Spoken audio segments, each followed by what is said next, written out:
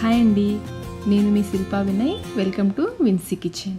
ఇప్పటి వరకు అరిసెలు చేయని వాళ్ళు, లేదంటే అరిసెలు చేయాలంటే భయం ఉన్న వాళ్ళు ఒకేసారి ఎక్కువ క్వాంటిటీలో కాకుండా ఈ విధంగా తక్కువ క్వాంటిటీలో అరిసెలు ట్రై చేయండి. చిన్ని టిప్స్ ఫాలో అవుతూ చేశారంటే చాలా పర్ఫెక్ట్గా వస్తాయండి అరిసెలు. నేనైతే నాకు తెలిసిన ప్రతి టిప్ నేను ఈ వీడియోలో షేర్ చేసుకున్నాను. అరిసెలు అయితే చాలా అంటే చాలా రుచిగా వస్తాయి. తప్పకుండా ఈ టిప్స్ ఫాలో అవుతూ ట్రై చేయండి. ఈ పండగకి చాలా బాగా వస్తాయి. మరి ఇంకెందుకు ఆలస్యం, ఈ అరిసెలు ఎలా తయారు చేసుకోవాలో చూసేద్దాం రండి.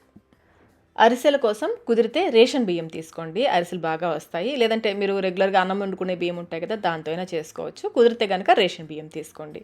నేనైతే ఈ లోట నిండుగా చూస్తున్నారు కదా, పై వరకు నిండుగా తీసుకోవాలి. ఇవి వెయిట్లో వచ్చేసి 650 గ్రాములు, 650 గ్రామ్స్ ఉన్నాయి. మీరు ఇంట్లో ఉండే ఏదైనా గిన్నె కానీ డబ్బా కానీ దేంతో అయినా కొలుచుకోండి. కొలతలు అయితే కరెక్ట్గా ఉండాలి. చూస్తున్నారు కదా, ఈ విధంగా నిండుగా పై వరకు తీసుకోవాలి. ఒక గిన్నెలోకి పోసేసుకొని ఈ బియ్యాన్ని 1-2 సార్లు శుభ్రంగా కడిగేసుకోవాలి. కడిగిన తర్వాత నీళ్లు పోసేసి 24 గంటల పాటు ఈ బియ్యాన్ని నానబెట్టుకోవాలి.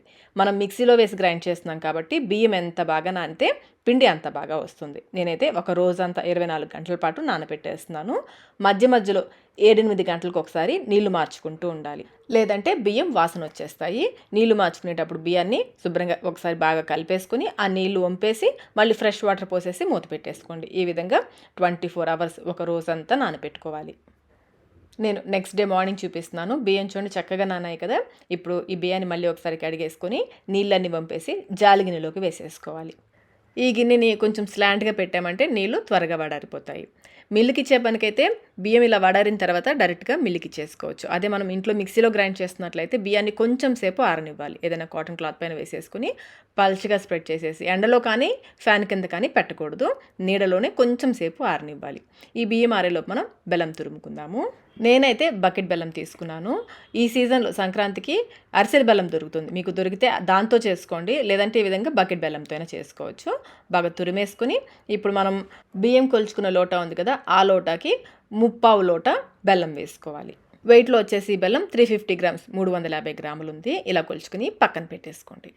ఈలోపు బియ్యం కూడా ఆరిపోయి ఉంటాయి. బియ్యం అయితే మరీ డ్రైగా ఆరిపోకూడదు. మనం చేత్తో తాకితే మనకి తడిగా తగలాలి, ఆ విధంగా ఆరబెట్టుకోవాలి. ఇప్పుడు మిక్సీ జార్లో కొంచెం ఈ బియ్యం వేసుకుంటూ గ్రైండ్ చేసుకోవాలి.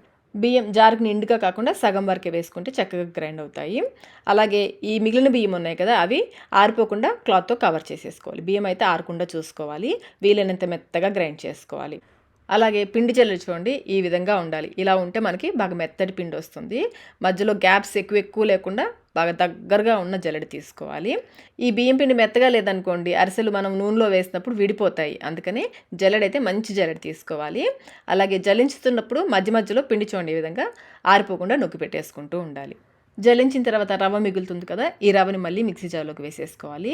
ఈ రవ్వతో పాటుగా మరి కొంచెం బియ్యం కూడా వేసుకుని గ్రైండ్ చేసుకోవాలి. బియ్యం అయితే జార్కి నిండుగా కాకుండా సగం వరకే తీసుకోవాలి. అలాగే గ్రైండ్ చేసేటప్పుడు మధ్యలో కలుపుకుంటూ గ్రైండ్ చేసుకుంటే మీకు పిండి బాగా నలుగుతుంది. బాగా మెత్తగా గ్రైండ్ చేసుకున్న తర్వాతనే జల్లించుకోవాలి. జల్లించుకున్న ప్రతిసారి పిండిలో తడారిపోకుండా నొక్కి పెట్టేసుకుంటూ ఉండాలి. అలాగే నాకు చూడండి ఇంత రవ్వ మిగిలింది, దీన్ని పక్కన పెట్టేస్తున్నాను. పిండి అయితే బాగా మెత్తగా ఉండాలండి, అదైతే బాగా గుర్తుపెట్టుకోవాలి. మనం చేతితో తాకి చూస్తే మెత్తటి పిండి ఉండాలి. అలాగే కొంచెం పిండిని తీసుకుని ముద్ద కట్టామంటే చూడండి, ఈ విధంగా గట్టిగా ముద్దలాగా అవ్వాలి. తడిపిండి అంటే ఈ విధంగా తయారు చేసుకోవాలి. ఇది తడి ఆరిపోకుండా నొక్కి పెట్టేసుకుని మూత పెట్టి పక్కన పెట్టేసుకోండి. అరిసెలకి తడిపిండి రెడీ అయిపోయింది. ఇప్పుడు మనం పాకం పట్టేసుకుందాము. స్టవ్ పైన అడుగు మందం కల వెడల్పాటి గిన్నె పెట్టేసుకుని దీంట్లో మనం కొలిచి పెట్టుకున్న బెల్లం వేసుకోవాలి. దీంతో పాటుగా ఒక గ్లాస్, చిన్న టీ గ్లాసు నీళ్లు కూడా పోసేసుకుని బెల్లాన్ని కరిగించుకోవాలి. బెల్లం కరిగిన తర్వాత నలకలు ఉన్నాయనిపిస్తే ఫిల్టర్ చేసుకోండి. మధ్యలో కలుపుకుంటూ ఇది లేత ఉండపాకం వచ్చేంత వరకు ఉడికించుకోవాలి.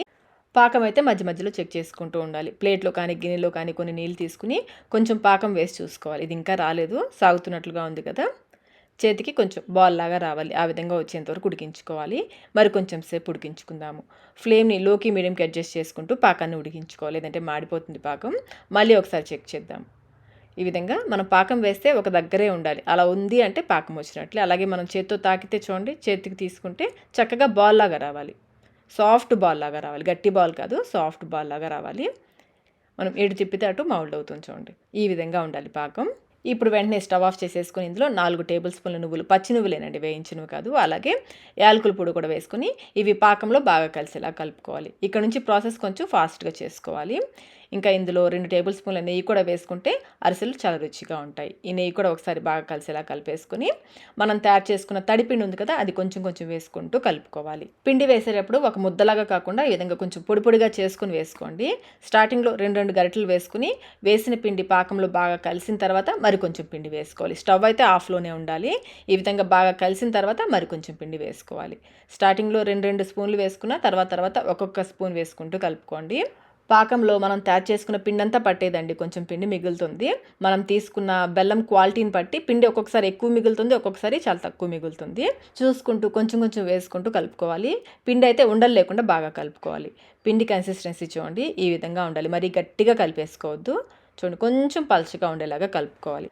నాకైతే చూడండి ఇంత కొంచెం పిండి మిగిలింది. దీన్ని పక్కన పెట్టేసుకోండి. ఇప్పుడు ఈ పిండి ఆరిపోకుండా పైనుంచి మరొక టేబుల్ స్పూన్ నెయ్యి వేసేసుకొని పిండి అంతా కూడా స్ప్రెడ్ చేసుకోవాలి. పిండి పైన ఈ నెయ్యి అంతా కూడా ఒక లేయర్ లాగా స్ప్రెడ్ చేసుకోవాలి. మూత పెట్టేసి ఇది కొంచెం వేడి తగ్గేంత వరకు పక్కన పెట్టేసుకోండి.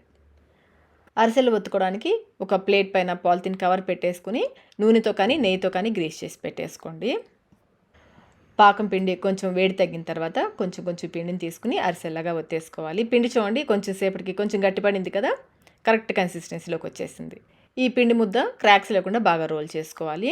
అరిసెలు ఒత్తేటప్పుడు మిగిలిన పిండి ఆరిపోకుండా మూత పెట్టేసుకుంటూ ఉండాలి. మనం ప్లేట్ పైన పాలిథిన్ కవర్ పెట్టి రెడీగా పెట్టుకున్నాం కదా, దానిపైన ఈ పిండి ముద్ద పెట్టేసుకుని మరీ పలుచగా కాకుండా మరీ లావుగా కాకుండా స్ప్రెడ్ చేసుకోవాలి. చూడండి, ఈ మాత్రం మందం ఉంటే సరిపోతుంది. మరీ లావుగా కాకుండా మరీ సన్నగా కాకుండా ఈ విధంగా ఉండాలి. అరిసెలు కాల్చుకోవడానికి డీప్ ఫ్రై సరిపడే నూనెను పెట్టేసి మీడియం ఫ్లేమ్లో బాగా కాగనివ్వాలి. నూనె కాగిన తర్వాత కొంచెం పిండి వేసి చూడండి. పిండి వేస్తే మీకు పగలకుండా వచ్చింది అంటే మనం తయారు చేసుకున్న పాకం పిండి, అరిసెల పిండి కరెక్ట్గా చేసినట్లే. చూడండి, చక్కగా మనకి ఎక్కడ పగలకుండా వచ్చింది కదా, అంటే అరిసెల పిండి పర్ఫెక్ట్గా వచ్చినట్లే. నూనె కూడా చక్కగా కాగింది. ఇప్పుడు ఒక్కొక్కటిగా అరిసె వేసేసుకుంటూ కాల్చుకోవాలి. ఫ్లేమ్ అయితే హైలో కానీ లోలో కానీ పెట్టద్దు, మీడియం ఫ్లేమ్లోనే కాలనివ్వాలి. గరిటతో, ఇది స్టీల్ మూకుడు కదా, మొదట్లో 2-3 అంటుకున్నట్లుగా ఉంటాయి. గరిటతో ఇలా నూనెని కదపండి. నూనెని కదుపుతూ ఉంటే అడుగున అంటుకోకుండా చక్కగా పైకి తేలుతుంది. ఈ విధంగా పైకి నూనె పోసుకుంటూ ఒకవైపు బాగా ఎర్రగా కాలిన తర్వాత రెండో వైపు తిప్పేసుకోండి. రెండో వైపు తిప్పేసుకుని ఇటువైపు కూడా కొంచెం సేపు కాలనివ్వాలి. చూడండి, ఈ విధంగా బాగా ఎర్రగా కాలనివ్వాలి. ఇప్పుడు అరిసెని ఈ నూనె పైన ఉంచి మరొక గరిటతో లైట్గా ప్రెస్ చేయండి. మరి గట్టి కాకుండా లైట్గా కొంచెం ప్రెస్ చేసేసుకొని మిగిలిన నూనెని పక్కన ఒత్తేసుకోండి. ప్లేట్లో ఒక డబ్బా మూత పెట్టేసి దానిపైన అరిసె పెట్టేసుకుని డబ్బాతో నొక్కేసుకోవాలి. కొంచెం లైట్గా ప్రెస్ చేయండి, ఎక్సెస్ నూనె ఏమైనా ఉంటే పోతుంది. ఇప్పుడు నిదానంగా అట్లకాడతో తీసేసుకుని ఒక పళ్ళెంలోకి వేసేసుకోండి. చూసారు ఎంత బాగా వచ్చిందో కదా అరిసె. మీకు నువ్వుల అరిసె అంటే పైన నువ్వులు కనపడేలాగా కావాలనుకుంటే నువ్వుల్ని ఒక అరగంట ముందే కొంచెం పాలలో నానబెట్టుకోవాలి. మరి ఎక్కువ పాలు పోసుకోవద్దు. నువ్వుల్ని కొంచెం పాలలో నానబెట్టేసుకుని ఇందులో ఈ అరిసెల పిండి ముద్ద పెట్టేసి అంతా కూడా కోట్ చేసుకోండి. ఇవి విడిపోకుండా చేత్తో మళ్ళీ ఒకసారి బాగా రోల్ చేసేసి స్ప్రెడ్ చేసుకోవడమే. ఈ విధంగా అరిసెలు నువ్వుల్ని పాలలో నానబెట్టుకుని అద్దుకుంటే నూనెలో వేసినప్పుడు ఈ నువ్వులు విడిపోకుండా ఉంటాయి. మరీ పలుచగా చేసుకోవద్దు, మరీ లావుగా చేసుకోవద్దు. ఈ విధంగా మీకు నువ్వుల అరిసె కావాలనుకుంటే నువ్వులు అద్దుకొని చేసుకోండి, లేదంటే ప్లెయిన్ అరిసెలైనా చేసుకోవచ్చు. నువ్వుల అరిసె కాలిన తర్వాత చూడండి, నువ్వులు అస్సలు రాలేదు కదా. నాకు తెలిసిన టిప్స్ అన్నీ మీతో షేర్ చేసుకున్నానండి. బియ్యం ఎక్కువసేపు నానపెట్టుకోవాలి, మెత్తగా గ్రైండ్ చేసుకుని జల్లించిన తర్వాత కూడా పిండి బాగా మెత్తగా ఉండాలి, తడారిపోకుండా చూసుకోవాలి, పాకం కరెక్ట్గా పట్టుకోవాలి. ఈ టిప్స్ ఫాలో అవుతూ చేశారంటే మీకు ఫస్ట్ టైం చేసిన కానీ అరిసెలు చాలా పర్ఫెక్ట్గా వస్తాయి. నాకైతే ఈ కొలతతో 27 అరిసెలు, 27 అరిసెలు వచ్చాయి. మరి ఈ టిప్స్ ఫాలో అవుతూ మీరు కూడా ఒకసారి అరిసెలు తప్పకుండా ట్రై చేయండి. ట్రై చేసి మీకు టేస్ట్ ఎలా అనిపించాయో, ఎలా వచ్చాయో కమెంట్ రూపంలో తెలియచేయండి. వీడియో నచ్చినట్లయితే లైక్ చేయండి, మీ ఫ్రెండ్స్కి, ఫ్యామిలీ మెంబర్స్కి షేర్ చేయండి. ఇలాంటి మరిన్ని రెసిపీస్ కోసం మన ఛానల్ని సబ్స్క్రైబ్ కూడా చేసుకోండి. Thank you.